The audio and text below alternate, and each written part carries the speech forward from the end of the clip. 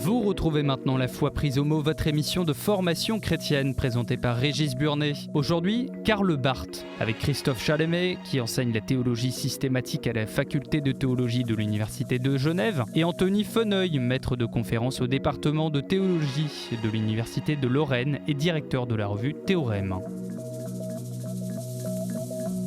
Bonjour et merci de nous retrouver pour La foi prise au mot, votre rendez-vous de formation et de réflexion. Cette semaine, je vous propose de compléter nos émissions d'introduction aux grands théologiens contemporains en évoquant la haute figure de Karl Barth. Théologien réformé suisse, il fut en dialogue avec les grands théologiens catholiques allemands du XXe siècle qui le citent régulièrement. Karl Rahner, Hans-Urs von Balthasar et Joseph Ratzinger. Quoi de plus normal puisqu'il fut l'un des grands animateurs du mouvement écuménique. Mais il fut aussi l'auteur d'une monumentale Kirchliche Dogmatik, une dogmatique ecclésiale ou dogmatique pour l'Église, une œuvre majeure pour la théologie actuelle. Deux invités vont nous permettre d'entrer dans cette théologie si importante. Christophe Chalamet, bonsoir. Bonsoir. Vous êtes professeur de théologie à la faculté de théologie de l'Université de Genève. Et Anthony Feneuil, bonsoir. Bonsoir. Vous êtes maître de conférence en théologie à l'Université de Lorraine à Metz. Alors, on va partir dans la pensée de Karl Barth, évidemment, mais peut-être qu'il faut aussi se poser la question de sa vie. Christophe Chalamet, qui est Karl Barth ? Karl Barth est d'abord un réformé, donc dans la tradition calvinienne, zwinglienne, suisse-allemand, né à Bâle en 1886. Il y mourra d'ailleurs en 1968, donc une existence assez longue, marquée donc par l'enseignement de la théologie pendant 5 décennies, voire un peu plus, dans diverses universités allemandes, et puis ensuite à Bâle à partir de 1935.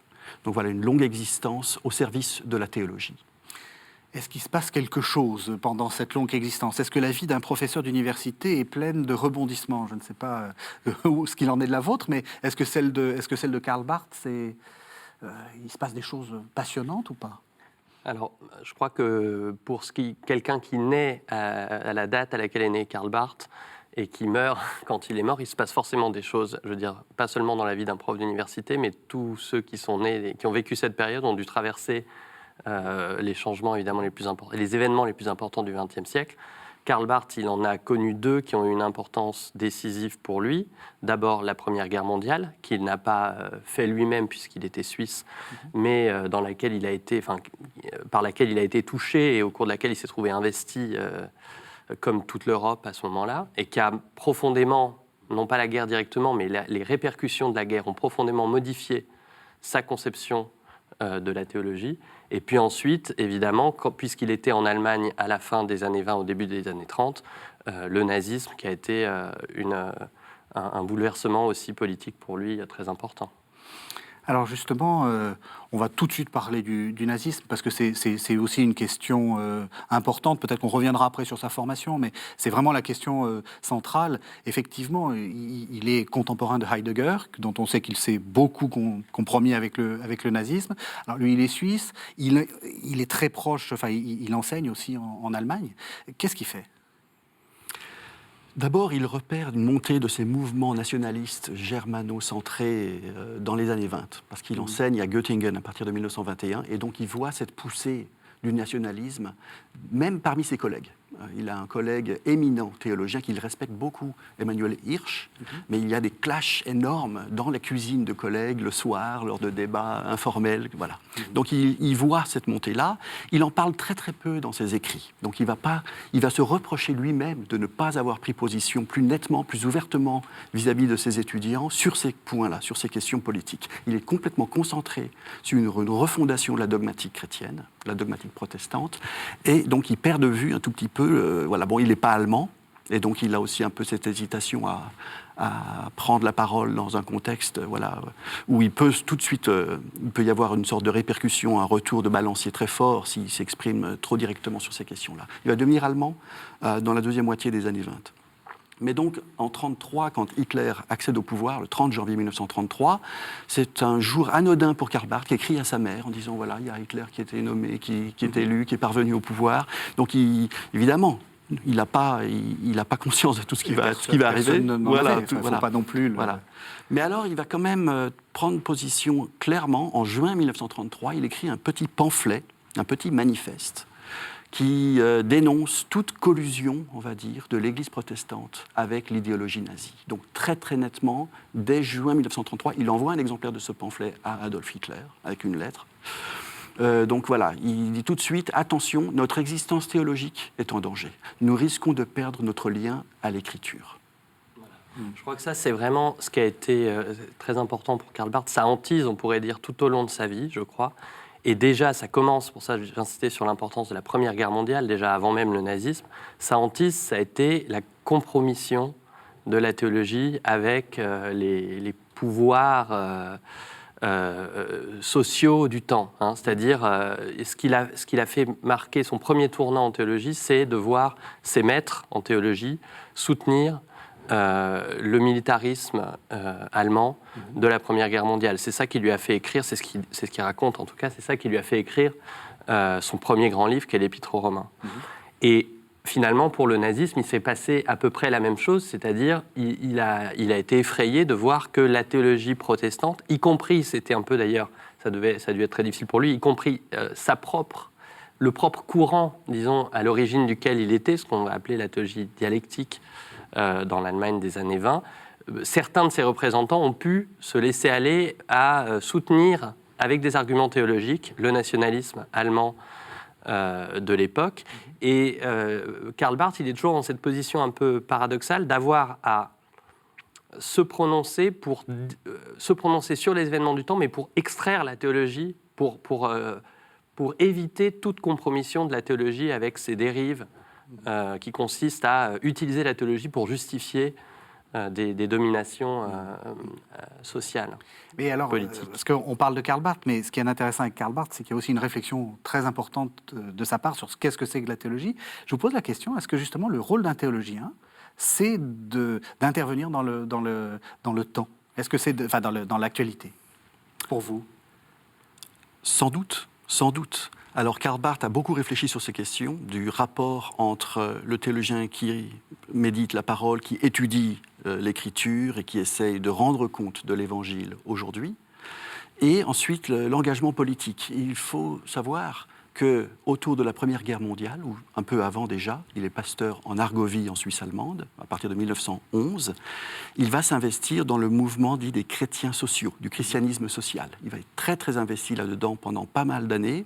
Il va garder d'ailleurs une fibre socialiste tout au long de son existence. Donc là, il a participé d'un mouvement où l'engagement politique est tout à fait décisif, c'est-à-dire qu'on est là pour participer à la construction du royaume, à l'avènement même du royaume. Karl Barth va ensuite, à partir de la fin de la Première Guerre mondiale, se démarquer de ces mouvements-là pour dire « le royaume, c'est Dieu qui le fait advenir. Que ton règne vienne. » Et ce n'est pas l'être humain qui collabore à cette advenue du royaume. Donc il va se démarquer de cet engagement politique aussi net, aussi fort, ce qui ne veut pas dire qu'il va renoncer à cette responsabilité politique du chrétien, de la chrétienne et de l'Église comme communauté. Même question, c'est important de s'engager. Vous vous engagez, vous?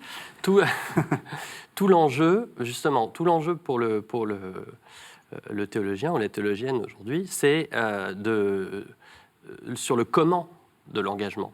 Et la manière dont Barth s'est engagé, elle doit aussi nous faire réfléchir justement à ce qui se passe pendant la Première Guerre mondiale. C'est qu'effectivement, il est engagé d'abord plutôt du côté du socialisme chrétien, etc.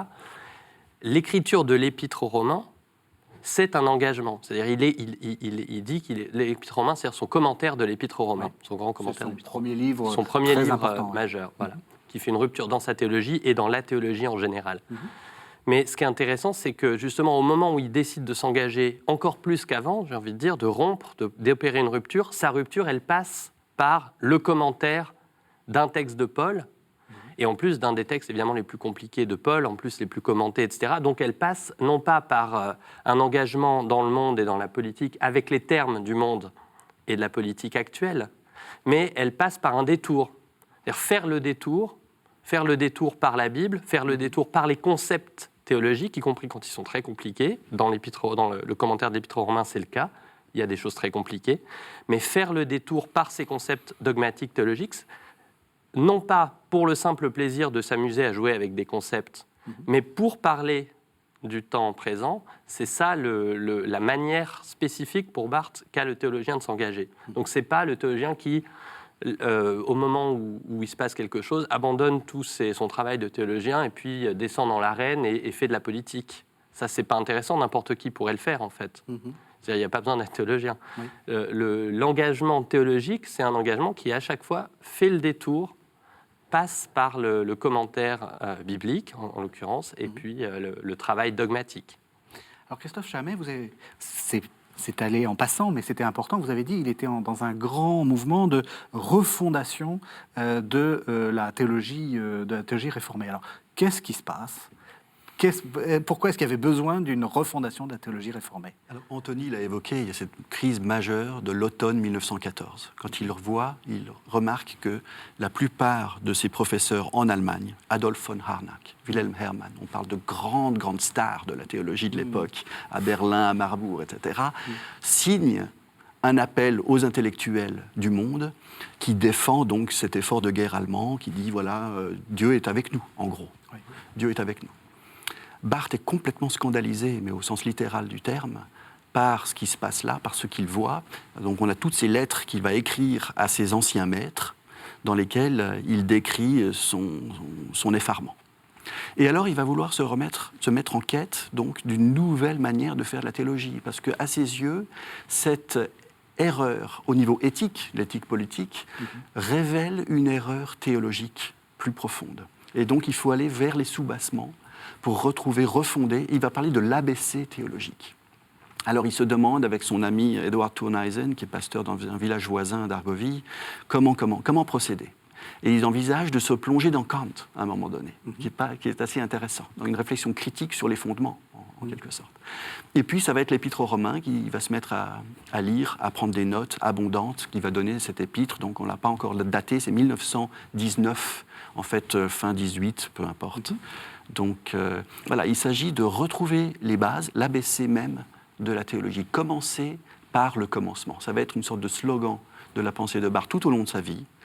Commencer toujours à nouveau par le commencement. Et alors, ce qu'il faut peut-être expliquer, c'est que pour un protestant, effectivement, qui se fonde peut-être quelquefois un peu loin sur Luther, l'Épître aux Romains, c'est le commencement, en fait. C'est la pierre de touche ou la pierre de fondation, plus exactement, de la théologie protestante. Qu'est-ce qu'il dit de nouveau dans ce commentaire de l'Épître aux Romains ? Pourquoi c'est une révolution, ce commentaire ? Allez-y, Anthony. C'est difficile, parce que, finalement, alors, d'ailleurs, c'est difficile parce que ça fait partie de l'écriture de Barthes qui n'est pas toujours facile à... Ah, vous ne nous vendez pas bien, hein ? Non, c'est au contraire. Hein. C'est-à-dire, il ne faut pas... Barthes, c'est quelqu'un qui se répète beaucoup, donc écrit beaucoup aussi, mais qui va redire toujours la même idée de manière, sous toutes sortes de lumière. Et cette idée, finalement, dans l'Épître aux Romains, c'est exactement ce que disait Christophe tout à l'heure. Finalement, c'est l'idée que Dieu, personne ne peut dire « Dieu est avec nous » ou « Dieu est avec moi ». Dieu, c'est toujours un défi pour moi ou une tâche. Dieu n'est jamais... Je ne peux jamais être certain que je suis du côté de Dieu. Et finalement, ce que dit Paul pour Barthes dans l'Épître aux Romains, c'est ça. C'est pour ça que c'est toujours recommencer. C'est revenir à Paul, c'est toujours recommencer parce qu'on n'est jamais là où il faudrait. Et face à ces maîtres en théologie, à Barthes, qui disent ben voilà, nous on est du bon côté non seulement de l'histoire, mais du salut quelque part. Et ben Barthes reprend l'Épître aux Romains, où l'Épître aux Romains, qu'est-ce que c'est ? C'est Dieu qui d'abord choisit. C'est Dieu qui d'abord décide. C'est l'affirmation la plus radicale de la liberté de Dieu de choisir. Et donc, ça veut dire que du côté humain, on ne peut être que dans la réponse. Et donc, on ne peut jamais être, puisqu'on n'est que dans la réponse, ça veut dire qu'on doit toujours laisser l'initiative et laisser le choix à Dieu. Et donc, de notre côté, on ne peut que douter, ou en tout cas, plutôt chercher à se situer au mieux, mais on ne peut jamais prétendre posséder le salut qu'on cherche, le salut ou la vérité qu'on cherche. Donc c'est ça, et ça va être finalement, donc c'est pas une thèse, l'Épître aux Romains, où il y aurait une thèse facilement énonçable qu'on peut. C'est un mouvement toujours. À partir du commentaire. Voilà, à partir du commentaire, toujours cette idée de opérer ce renversement. Mais alors, pardon, est-ce que c'est vraiment une très grosse nouveauté justement dans la théologie protestante? Parce que le peu qui me souvient de la théologie de Luther, c'est quand même justement la mise en place la mise en avant du concept de grâce, c'est-à-dire justement que Dieu est libre, souverain et que c'est lui qui choisit. Ouais. Est-ce que vous décririez ça comme un retour aux sources luthériennes et par-delà Luther évidemment à Paul, ou vraiment quelque chose de nouveau? Il y a indéniablement une présence très forte du jeune Luther chez le jeune Barth, dans l'épître aux Romains, une présence très très forte de Luther qui va s'atténuer d'ailleurs les décennies qui suivront jusqu'à la mort de Barth en 1968. Mais c'est un Luther qui est un peu relu aussi à travers Kierkegaard, à travers Overbeck, à travers toute une série de penseurs du 19e siècle, un siècle que Barth n'appréciait pas forcément au niveau théologique, mais il y avait quand même quelques figures qui l'intéressaient, qui l'inspiraient. Donc c'est le jeune Luther, c'est le Luther de la théologie de la croix, c'est le Luther du jugement de Dieu, donc du Dieu qui pardonne et qui, en pardonnant, juge, met en question. C'est un peu ce que disait Anthony tout à l'heure. On est à l'ère des révolutions en Europe, dans le monde, et Barth, c'est une autre manière de dire, mais qu'est-ce qui se passe dans ce commentaire? Qu'est-ce qu'il y a de neuf? Barth va tout focaliser sur la révolution de Dieu, la révolution que Dieu opère dans le monde. C'est-à-dire que nous avons le monde ancien, dont nous avons vu où il mène, à cette catastrophe civilisationnelle. Ce monde ancien, Dieu fait irruption dans ce temps-là, dans ce monde-là, dans le vieux monde, et il y a l'avènement d'une nouveauté radicale. Cette nouveauté radicale, Barth l'aperçoit dans l'événement pascal. Donc voilà, il y a cette révolution de Dieu qui est bien plus radicale, fondamentale que toutes les révolutions humaines, et c'est sur celle-ci que nous devons concentrer l'attention. Donc théologie théocentrée, et puis centrée sur le Christ et sur l'événement pascal. Et tout à l'heure, on disait comment il s'engage, le théologien. Mais là, justement, effectivement, il y a un retour, bien sûr, mais parce que, et ça vient probablement aussi de Kierkegaard, en effet, finalement, à chaque génération, et presque à chaque individu, a à recommencer. Donc, et ce n'est pas un retour au sens où ce serait continuer une tradition qui serait celle de Luther ou d'un autre à l'identique. C'est chaque chrétien a à refaire pour son époque, pour le moment dans lequel il s'inscrit, le même chemin. Et l'Épître aux Romains, c'est pour ça que je disais, c'est difficile de résumer à une thèse, parce qu'une fois qu'on a résumé à la thèse principale, c'est un peu plat. Oui. Sauf que il s'agit de commenter Paul dans le détail en gardant à l'esprit le contexte dans lequel il écrit, pour essayer de montrer comment chaque passage de Paul va pouvoir raisonner sur des choses qui intéressent les chrétiens en 1918, qui sortent de la guerre, qui sont dans un pays, enfin dans une Europe ravagée, qui eux aussi ont à recommencer quelque part, il y a à recommencer l'Europe. Eh ben, le travail de Barth, ça va être de montrer qu'il y a les ressources chez Paul pour recommencer, pour faire ce recommencement. Mais il faut le faire concrètement. C'est pas une thèse qu'on peut énoncer comme ça, c'est sur chaque passage de Paul, montrer comment il y a des résonances dans l'actualité politique, dans l'actualité ecclésiale, dans l'actualité sociale. C'est intéressant parce que c'est très exactement la définition que va donner Vatican II de la tradition, c'est-à-dire de reprendre à chaque génération les choses. On va venir à l'influence de Barth sur cette théologie aussi catholique. Vous avez parlé de christocentrisme. Enfin, je vous propose qu'on fasse une première pause en entendant un texte que vous nous avez proposé. Karl Barth, Connaître Dieu et le servir, ça date de 1938 et c'est centré aussi sur cette question de Jésus-Christ.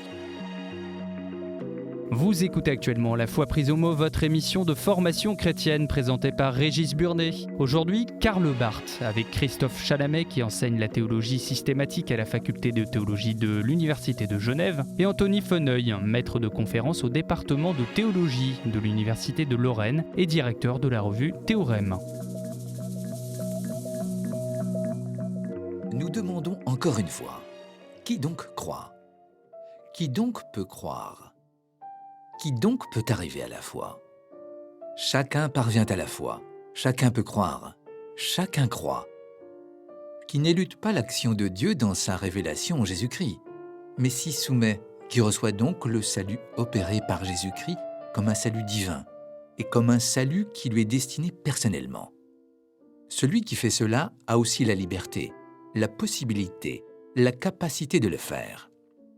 Une liberté qui lui est propre, une liberté qu'il posséderait déjà auparavant, une liberté qu'il aurait apportée et simplement appliquée pour se décider à croire au lieu de ne pas croire, de même que nous sommes libres d'aller à gauche ou à droite dans la rue. Parmi ceux qui ont véritablement cru, aucun n'a compris ni décrit sa liberté de croire de cette manière.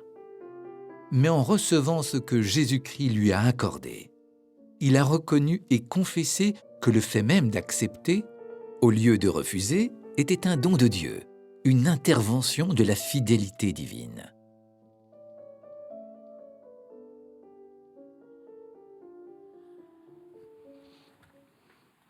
Alors Christophe Chalamet, comment est-ce que vous lisez ce texte ? Il y a beaucoup de choses à dire. On peut mettre l'accent peut-être sur la fin, sur cette idée que Karl Barth veut mettre en évidence, qu'il n'y a pas de capacité intrinsèque à l'être humain à la foi, à croire, mais que tout dans la foi est don. La capacité même de croire est don, est donnée. Donc on retrouve un peu l'idée qu'on évoquait tout à l'heure de cette primauté, priorité aussi, de la décision de Dieu vis-à-vis de l'être humain, qui ne peut que répondre, reconnaître. Donc la foi est reconnaissance. Elle est connaissance, Barth tient beaucoup à cet aspect-là, mais elle est reconnaissance, Erkenntnis. Ça pose quand même une difficulté, c'est-à-dire, est-ce qu'il y a une responsabilité humaine ? Si tout est donné et si tout est... J'allais dire, quel est notre travail ?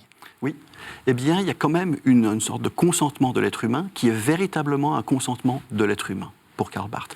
Il va le mettre en évidence de manière plus nette dans les travaux ultérieurs de la Kirchliche Dogmatik, sur laquelle on va revenir tout à l'heure, peut-être. Voilà. Donc, il y a vraiment un oui de l'être humain.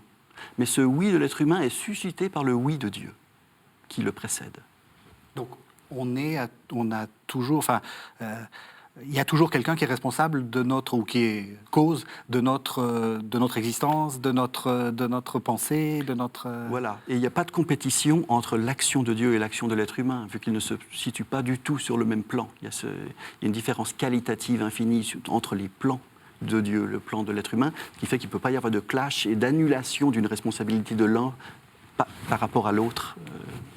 J'ai toujours envie de renvoyer la question parce que c'est vrai que c'est une question qui, une fois qu'on a dit que Dieu a l'initiative, on pose toujours la question, mais alors qu'est-ce qui reste à l'humain ? Est-ce qu'il est responsable, etc. Mais il faut se demander pourquoi est-ce qu'on veut cette responsabilité ? Qu'est-ce qu'on cherche ? Qu'est-ce qu'on cherche en posant cette question ? C'est une bonne question. Ouais. Pourquoi est-ce qu'on veut absolument que l'humain soit responsable, etc. Oui, il y a une volonté de pouvoir. Il y a quelque chose, en tout cas, je ne réponds pas, mais il faut toujours renvoyer la question aussi. Qu'est-ce qu'il y a derrière cette question ? Pourquoi est-ce qu'on veut, à tout prix, que ce soit l'humain qui soit responsable et non pas Dieu ?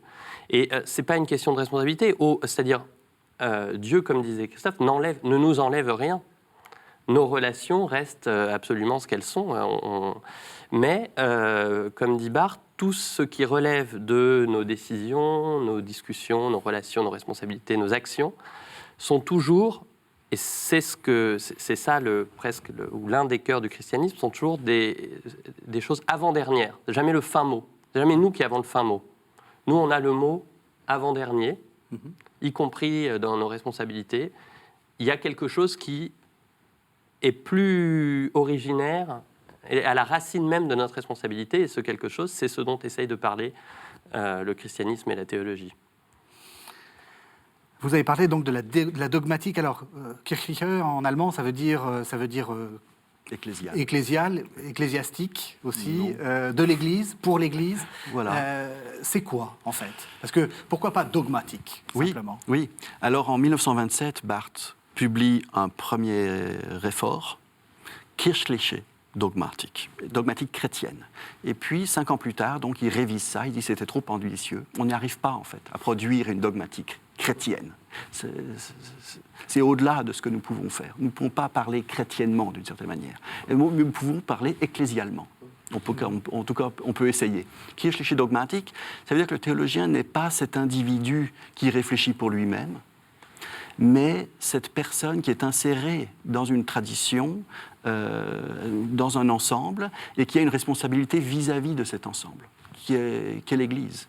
Donc cette parole, elle est au service de la proclamation de l'Église, de la proclamation ecclésiale, ça c'est un point tout à fait décisif, et d'une certaine manière, elle provient aussi de cette proclamation ecclésiale. C'est parce qu'il y a proclamation ecclésiale qu'il faut réflexion dogmatique concernant cette proclamation, pour savoir ce qu'il faut proclamer, comment, mais surtout ce qu'il faut proclamer. Je crois c'est vrai qu'il y a deux choses importantes à dire, à mon avis, à propos de cet adjectif un peu bizarre, effectivement, avant la dogmatique. C'est d'abord, des fois, on présente Barth comme étant celui qui a réaffirmé une église un peu triomphante, ou une dogmatique, une théologie triomphante, orthodoxe, qui serait droit dans ses bottes, avec l'église derrière qui la soutient. Il faut voir que d'abord, l'adjectif, comme le disait Christophe très bien, c'est déjà une certaine preuve de modestie, ou une ambition, si je puis dire, une ambition de modestie. C'est-à-dire marquer la modestie de ce que fait le théologien. Le théologien, il ne parle pas de Dieu en lui-même, pour tous les temps, pour tout le monde. Le théologien, il est nécessairement dans un temps et dans un lieu. Il n'est même pas, au moment où Barth écrit, il ne peut même pas se dire chrétien strictement, parce qu'il n'a pas le christianisme pour lui tout seul. Il peut se dire, par contre, inséré dans une certaine tradition à un certain moment. Et le nom, finalement, de cette tradition et de ce moment dans lequel il écrit, c'est l'Église, son Église. Donc, c'est pas pour réduire, c'est pas pour faire du théologien l'intellectuel du parti, c'est pour afficher une ambition de modestie, avec le paradoxe qu'il y a dans cette idée. Et puis, la deuxième chose, c'est qu'est-ce que c'est ? C'est que le théologien, il est certes au service de l'Église, mais c'est un service qui est toujours distancié. Comme disait Christophe, il y a la prédication. C'est ça, ce que fait l'Église, c'est qu'elle, comme disait Luther, elle prêche la parole et elle administre les sacrements. Alors en tout cas, elle prêche la parole pour Barth. Et le théologien, il est en deuxième ligne pour, comme dit Barth, rectifier la prédication. C'est-à-dire faire en sorte que... Alors, c'est pas l'intellectuel du parti, c'est pire, c'est le censeur du parti. Exactement. Alors, c'est le censeur, sauf qu'après, il n'a le pouvoir que celui que l'Église lui donne ou que les pasteurs lui donnent. Donc, il est là. C'est une instance critique, ça, c'est clair, le théologien. C'est-à-dire, c'est pas quelqu'un qui... c'est quelqu'un qui est en deuxième ligne pour dire « Ah, attention, là, vous êtes en train peut-être de vous éloigner de quelque chose qui, moi, me semble important pour ce que vous essayez de dire. » Critique ou impérialiste ?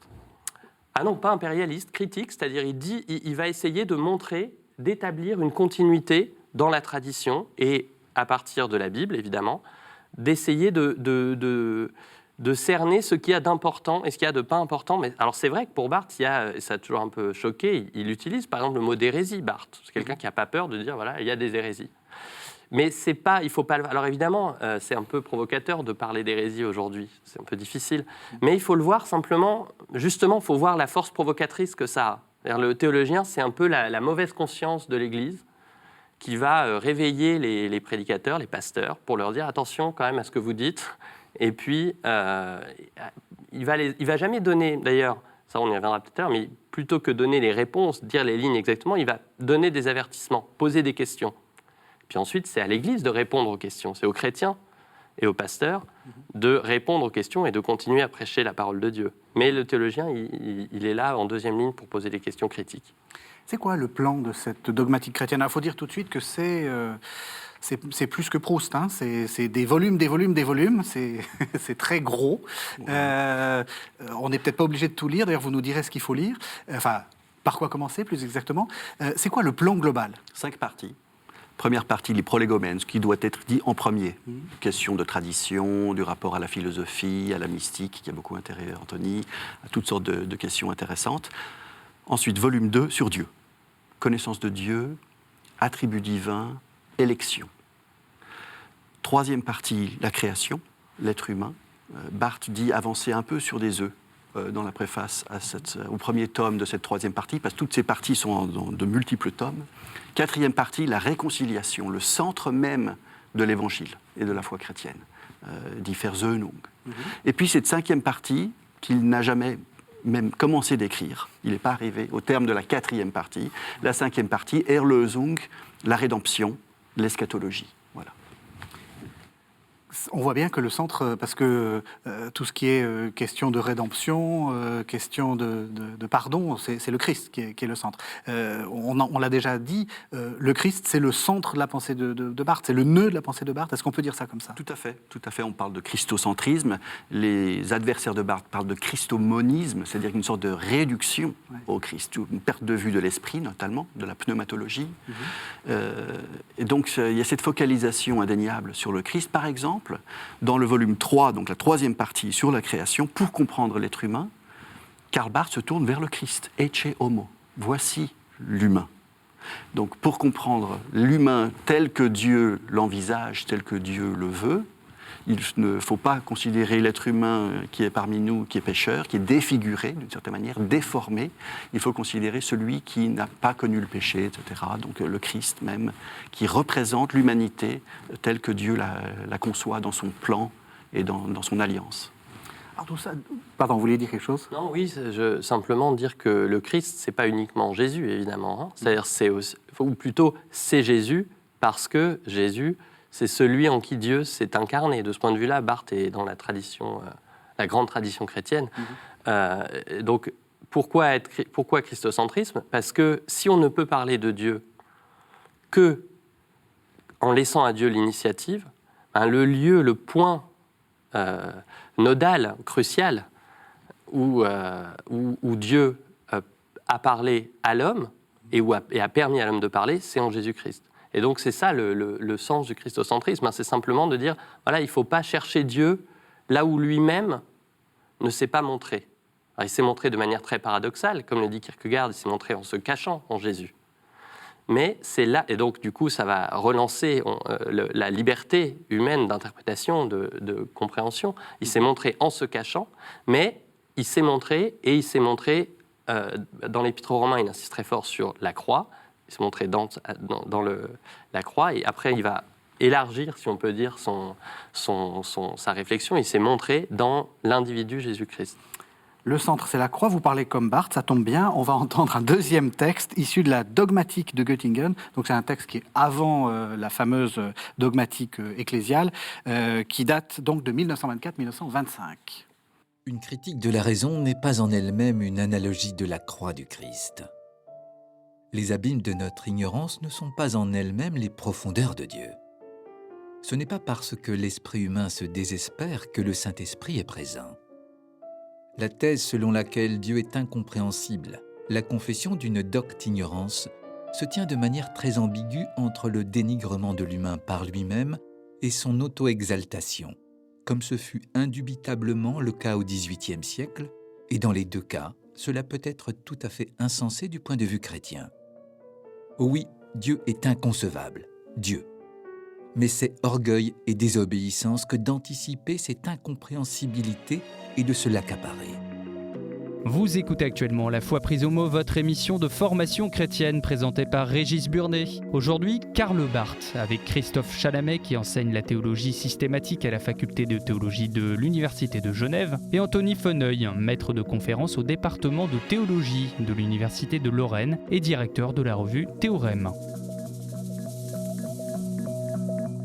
Alors Anthony Feneuil, c'est vous qui nous avez suggéré ce texte. Pourquoi est-ce que vous l'aimez tant, ce texte ? Alors, d'abord, c'est intéressant de voir qu'on parlait de la dogmatique. Barthes commence en fait à écrire de la dogmatique dans les années 20, puis il va continuer. C'est ses cours en fait. La dogmatique sera la mise par écrit de ses cours. Mais ce texte, je l'aime bien parce qu'on insiste toujours sur, et on l'a fait à raison encore, sur le fait que Dieu est tout autre. Dieu, il a l'initiative entière. Et puis tout à l'heure, on posait la question, mais à nous, qu'est-ce qui nous reste ? Et Barthes est tellement radical, si on peut dire, que ce texte il montre que il ne faudrait pas qu'on utilise cette altérité de Dieu, le fait que Dieu est tout autre, pour nous la réapproprier un peu paradoxalement et dire, voilà, nous ne sommes rien, nous ne pouvons rien dire, etc. En fait, même ça, l'altérité de Dieu, le fait que Dieu est si grand qu'il nous est inconnaissable et qu'on ne peut pas nous en parler par nos propres moyens, même ça, on ne peut pas le savoir, on ne pourrait pas le savoir si Dieu ne s'était pas incarné en Jésus-Christ. Je vous disais tout à l'heure, il s'est incarné pour montrer qu'il est caché. Finalement, il nous a montré que en Jésus-Christ, c'était la meilleure image qu'on puisse avoir de Dieu, et c'est-à-dire une image qui est extraordinairement paradoxale, l'image de l'abaissement maximal, l'image de la mort, c'est la meilleure image qu'on puisse avoir de Dieu, et ça veut dire que même le fait que Dieu est caché ne nous serait pas connu sans la révélation. Et donc ça relance un peu toutes les... Vous voyez, ça veut dire qu'on ne peut pas se complaire dans l'ignorance simplement de Dieu, et dans le rabaissement de l'homme vis-à-vis de Dieu. Parce que justement, quelle est la solution à tout ça Parce que si Dieu est caché, si on ne sait rien, si on ne peut rien savoir, autre que ce que Dieu nous... on devient quiétiste, on attend que tout nous vienne. Ben justement, il n'y a pas une solution. Simplement, c'est plutôt... c'est ce qu'on disait tout à l'heure avec l'histoire de l'élection et ce que nous montre l'incarnation de Dieu en Jésus-Christ, c'est que Dieu pardonne en condamnant. Et la condamnation, le fait qu'on soit condamné, la conscience de cela, c'est notre salut. Oui. Eh bien, c'est la même chose. Et donc, ça veut dire aussi que sans pardon, on ne saurait pas qu'on est condamné. Donc, si Dieu n'avait pas parlé, on ne saurait pas qu'on est condamné. Donc, ça, c'est optimiste, si je puis dire. Ça veut dire qu'on est relancé. Ben, c'est la même chose. C'est pas que si Dieu n'avait pas parlé, on ne saurait pas qu'on est incapable d'en parler. Donc, l'importance de Barth, ou ce qu'il y a de fascinant, je trouve, c'est cette idée que dans notre impuissance même, Dieu nous donne le courage ou la force de comprendre cette impuissance comme un point de départ pour le chercher. L'impuissance, ce n'est pas le constat que Dieu est trop loin, je ne le connaîtrai jamais. L'impuissance, c'est la première manière dont Dieu se révèle. Dieu nous révèle d'abord notre impuissance. Quand je prends conscience de mon impuissance à parler de Dieu, je suis déjà dans le chemin chrétien. Alors voilà, une première idée qui est effectivement très originale. Quelles sont les quelques grandes idées? Alors, je vais vous demander de résumer en quelques minutes, je ne sais pas combien de tomes, 8, 10, 15 tomes de dogmatique. Oui, c'est quoi les quelques grandes idées un peu, disons même très originales de Barth? Alors, on pourrait peut-être revenir sur cette doctrine de l'élection, de la double prédestination. Il y a un héritage quand même très lourd du côté réformé sur ce point, avec cette vision traditionnelle de deux groupes d'êtres humains. Le petit groupe d'élus et puis la masse qui est destinée à la perdition éternelle. Oui. Barth reprend cela de fond en comble. Pour essayer de mieux comprendre l'Évangile, en fin de compte. C'est pas parce que ça lui déplaît, cette idée. C'est parce que selon lui... c'est selon lui parce que ça ne rend pas compte du témoignage scripturaire. Ça ne rend pas compte adéquatement du témoignage scripturaire. Donc il faut relire tout ça, il faut reprendre tout ça, il faut redécouvrir les intuitions qui sont présentes chez Calvin, chez Augustin, chez Paul, qui permettent de dépasser cette vision... très problématique de l'élu de la double prédestination. Et donc, une des idées fortes dans le volume 2.2, voilà, c'est comme ça que les spécialistes parlent de cette dogmatique, donc deuxième partie, deuxième tome, le Christ, Jésus-Christ est non seulement le sujet qui élit, mais l'objet de l'élection, c'est-à-dire qu'il prend de plein fouet la réprobation et le salut ou le pardon. Donc, et c'est ensuite... tous les êtres humains, toute la création va participer de cet événement de la réprobation qui atteint le Fils lui-même. C'est très paulinien. C'est très paulinien, oui. Et donc, on pourrait dire que cet universalisme, qui est toujours l'horizon de la pensée de Karl Barth, passe par cette porte étroite du plus particulier, du plus concret, du plus spécifique, qui est l'événement pascal et qui atteint Jésus de Nazareth. Une autre idée forte. Non, je ne sais pas si... Non. Parce que, comme je disais tout à l'heure, finalement, Barth, c'est un mouvement beaucoup plus que des idées. Moi, c'est vraiment là-dessus que il y a évidemment cette théorie de l'élection qui est très importante, mais il faut aussi souligner que la dogmatique, c'est écrit sur très longtemps, entre la fin des années 1920, voire le milieu, jusqu'à sa mort en 1968. Donc il y a des allers-retours aussi, il y a des répétitions beaucoup, mais qui modifient à chaque fois l'angle de vue. Donc il faut insister là-dessus aussi, je crois. Ce que disait aussi Christophe, l'idée de la création, l'idée de considérer la création. Et ça, c'est une idée qui est barthienne, mais pas seulement. Au XXe siècle, on pourrait dire, il y a un peu la même chose chez Lubac. C'est un mouvement aussi général de redécouverte de ces intuitions chrétiennes fondamentales, que la création, elle ne doit jamais être considérée indépendamment de l'élection et de la rédemption, justement. C'est pour ça que même la distinction en trois parties, création, réconciliation, rédemption, bien sûr, c'est une distinction qui a un sens, mais ça n'est pas une séparation. On ne regarde pas la création sans comprendre l'œuvre de Dieu en Jésus-Christ. On ne regarde pas la rédemption sans Jésus-Christ non plus. C'est ça aussi le christocentrisme. Ça veut dire, Jésus-Christ, il récapitule aussi ce qui est de l'ordre de la création. Donc ça c'est une constante. Et puis, donc, je disais, voilà, ça veut dire, ce christocentrisme, ça veut dire, Dieu parle toujours, comme le disait Christophe exactement, dans le particulier. C'est parce qu'il parle toujours dans le particulier que, à chaque problème, une nouvelle solution. On ne peut pas appliquer, et c'est pour ça que c'est si long aussi, la dogmatique. À chaque nouveau problème, on ne peut pas appliquer la solution du problème précédent. Mais alors, Il faut tout recommencer. Oui, justement, comment est-ce qu'on peut oser faire une dogmatique ? Parce que dogmatique, ça veut dire une sorte de système articulé qui vaut, espérons-le, pour les siècles des siècles. Et donc... Non. Voilà, on arrive dans le cœur du... Anthony aime cette expression de dogmatique non dogmatique, et je partage complètement cet avis qu'il a sur cette pensée. C'est une pensée en mouvement, c'est une pensée ouverte, c'est une pensée qui ne prétend jamais, comme le disait Anthony plus tôt, donner leur première parole, le premier mot, ou le dernier mot, la dernière parole. Cette dernière paroles sont celles de Dieu. Et c'est forcément un mouvement dynamique, un mouvement incessant, qui ne peut jamais se stopper. C'est comme marcher sur une arête, sur une crête, comme ça. Et on est dans cette absence d'équilibre, et c'est seule la marche qui permet de progresser et d'avancer. Donc voilà, c'est cette pensée... Et alors du coup, qu'est-ce qu'on a de stable? Alors, il y a deux choses. D'une part, c'est tout à fait ce que dit Christophe, mais ça veut pas ce que vous dites. Et on revient toujours à cette question. Finalement, vous reposez au niveau de la dogmatique la même question que, mais alors l'humain, est-ce qu'il est responsable? On écrit toujours le même livre. Tout à fait. J'ai qu'une question dans la vie. Exactement. Mais non, mais c'est important. Ça veut dire que le fait qu'on ne puisse pas dire le fin mot, le mot terminal, ne veut pas dire qu'on puisse rien dire. Au contraire. Et donc, le fait qu'on ne puisse pas avoir une théorie absolument achevée ne veut pas dire qu'on ne doive pas essayer au maximum de penser ce qu'ont été les grands lieux de la théologie chrétienne.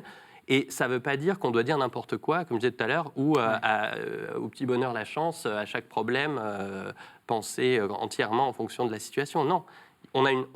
Puisqu'on est des êtres, nous sommes des êtres raisonnables, rationnels, on a à faire la tentative de rendre compte rationnellement de la doctrine chrétienne. Mais on ne peut la faire qu'en sachant qu'on n'y arrivera pas. Et c'est pas grave. Ça veut dire simplement qu'on va écrire pas une dogmatique. Et une dogmatique qui serait vraiment dogmatique, elle ferait 200 pages et elle donnerait la solution à tous les problèmes traditionnels de la dogmatique chrétienne. Ça s'appelle un catéchisme. Ça s'appelle un catéchisme, éventuellement. Mais une dogmatique qui fait je ne sais plus combien de 10 000 pages, voilà, c'est précisément parce qu'elle est si grande qu'elle est ouverte. En fait, chaque circonvolution de la dogmatique est un problème ouvert, une question posée. Et puis, la question, est-ce qu'on a quelque chose de stable ? Ben non. La stabilité du chrétien, c'est le Christ. C'est pas sa pensée, c'est pas sa piété. C'est une personne donc en mouvement, oui. C'est une personne en mouvement, mais qui ne possède pas. On revient à ce qu'on disait au début. Dieu, on ne le possède pas. Dieu, on ne peut que s'y rapporter, et on ne peut qu'espérer, que le prier.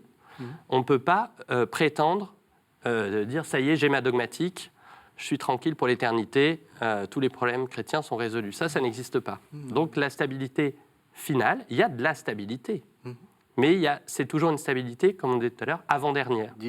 Dynamique et fondée, qui repose sur quelque chose qui n'est pas en notre possession. C'est ça. Barth se méfie énormément de ce terme de système. Donc il ne veut pas produire un système, il pense que c'est tout à fait impossible de toute manière.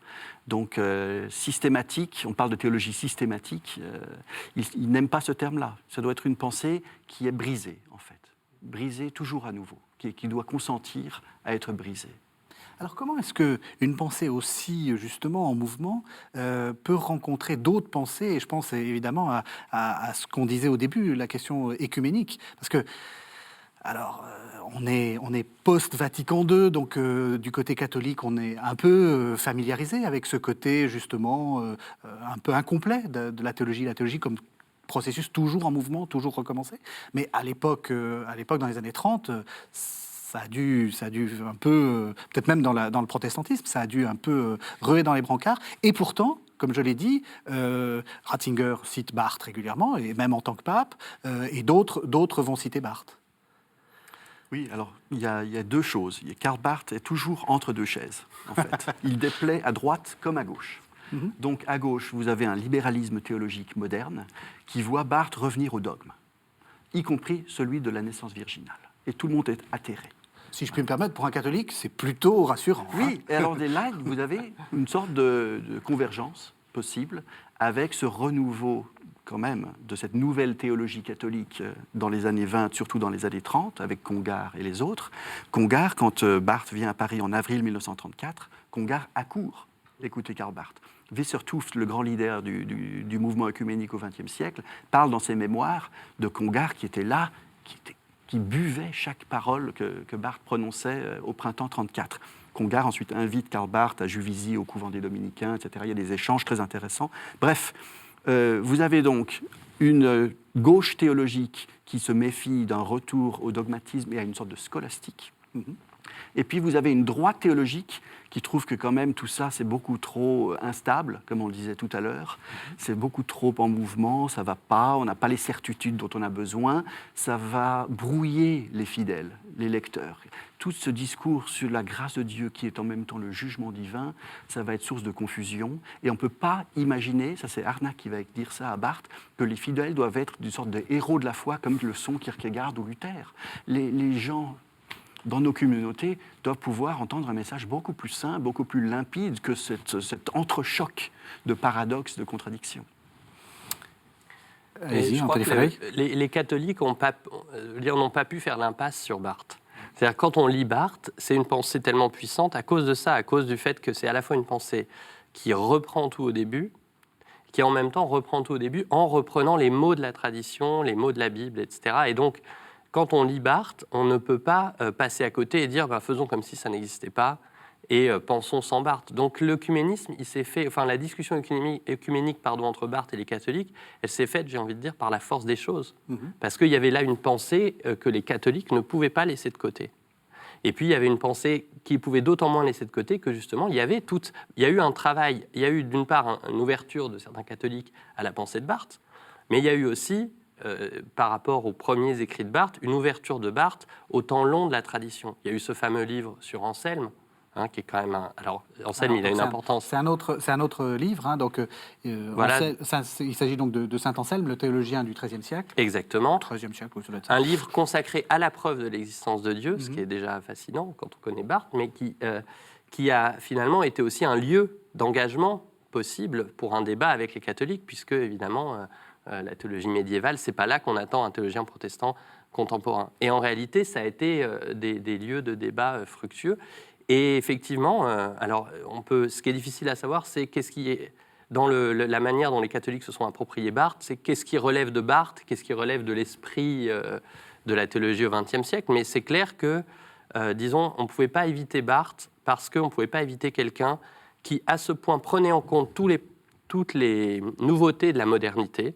Barthes, c'est un lecteur on le disait tout à l'heure, de Kant, de Hegel, de Nietzsche, de Kierkegaard. Donc de tout ce qui a été destructeur, si on veut, ou qui a pu sembler destructeur pour la tradition théologique chrétienne. Et en même temps, c'est quelqu'un qui, armé de toute cette connaissance, de toutes ces lectures, va reprendre le temps long de la tradition. Donc c'était pain béni, si je puis dire, pour les catholiques aussi, qui ne pouvaient pas... faire abstraction de lui. On arrive à la fin de l'émission. Pourquoi est-ce que vous enseignez l'un et l'autre Barthes dans votre faculté de théologie ? Comment une pensée aussi située, que vous l'avez très bien montré l'un et l'autre, résiste d'une certaine façon, puisqu'on pourrait penser qu'autre théologien, il faudrait un nouveau Barthes pour faire de la théologie située. Qu'est-ce qu'il nous dit actuellement ? Il nous pointe en direction de l'Évangile. Donc c'est quelqu'un qui voulait penser l'Évangile en vue de son annonce. Et c'est pour ça qu'il me semble encore très intéressant, très pertinent. En fait, il a son avenir devant lui, Karl Barth. Pas mal de gens l'ont dit, même lors des cérémonies peu après sa mort. Cet homme-là a l'avenir devant lui. J'en suis convaincu. Parce qu'il y a cette force d'une pensée en mouvement, mais qui est en même temps orientée vers le cœur même de l'Évangile. Donc voilà, pour moi, c'est là qu'il nous rappelle cette exigence, parole, cette exigence d'une théologie qui est centrée sur son objet, sur son thème. Et vous, puisque vous enseignez dans une faculté catholique, donc quand vous avez dit je vais faire du Barthes, on vous a pas dit oulala. Non, alors, mais justement, moi, ce que j'aime faire partager en faisant cours sur Barthes, c'est cet émerveillement que, personnellement, j'ai ressenti quand je l'ai lu, et qui, au-delà justement, quand on commence à rentrer dans le détail, dans le concret des textes, eh ben, on ne peut pas ne pas, à mon avis, être fasciné par la puissance de cette pensée, d'une part, et on ne peut pas non plus ne pas avoir envie c'est ça, on le dit souvent des grands auteurs, mais on ne peut pas être barthien. Mhm. Donc on ne peut pas être barthien sans reprendre soi-même, sans refaire soi-même le chemin.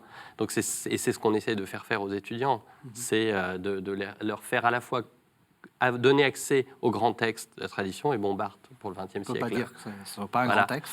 Et en même temps, de les bousculer suffisamment pour qu'ils aient envie de se déplacer un petit peu et puis de voir, aujourd'hui, puisque Barthes était tellement situé, aujourd'hui on est situé sans doute autrement. Et alors, comment est-ce qu'on relie l'Évangile pour se situer aujourd'hui et non plus dans les années 20 ou dans les années 30 ou 40 ? Alors vous avez l'un et l'autre, montré la pertinence du métier de théologien. Peut-être qu'il y a des téléspectateurs qui ont envie de devenir théologien. Et comme on est mi-juin, c'est le moment de commencer à réfléchir à ce qu'on va faire en septembre. Qu'est-ce que l'Université de Genève propose ? Est-ce que vous acceptez que nos téléspectateurs viennent chez vous ? Bien sûr, bien sûr. On propose donc une palette complète de la formation théologique, avec aussi des éléments des sciences des religions, qui sont complémentaires. Et donc, voilà, un cursus qui met un accent assez fort sur l'apprentissage des langues pour lire le texte biblique dans l'original, hébreu, grec, et puis toutes les disciplines habituelles de la théologie, histoire, éthique, systématique, philosophie, théologie pratique également.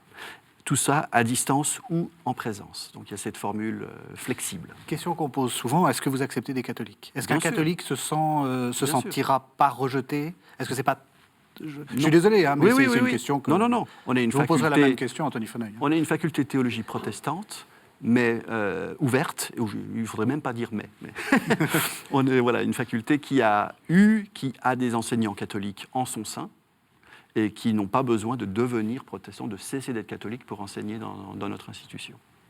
Et vous, Anthony Feneuil, qu'est-ce qui se passe à Metz ? Alors, nous, on est dans une situation un peu plus spécifique, puisqu'on était historiquement un département de théologie catholique, mais depuis quelques années, nous sommes la seule licence d'État en théologie en France qui est sans affiliation confessionnelle. C'est-à-dire qu'en fait, on propose une licence de théologie tout court, donc un bac plus 3, dans laquelle vous avez donc de la théologie chrétienne, et puis de la théologie musulmane notamment, et aussi des études sur le judaïsme. Ça veut dire qu'on a une formation qui est en fait pluriconfessionnelle, si on veut, c'est-à-dire qu'elle permet d'aborder des questions théologiques de manière transversale, et de l'exégèse, non seulement de la Bible, mais aussi du Coran, des Bibles, mais aussi du Coran, de manière transversale dans la formation.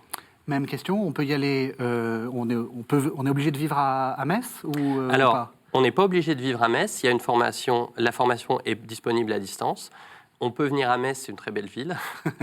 De toute façon, dans la formation à distance, il y a des moments de regroupement, mais la formation est disponible en ligne. Merci à tous les deux. Merci de nous avoir fait découvrir Barthes. Merci de nous avoir suivis. Vous savez que vous pouvez retrouver cette émission sur le site internet de la chaîne www.ktotv.com. On se retrouve la semaine prochaine.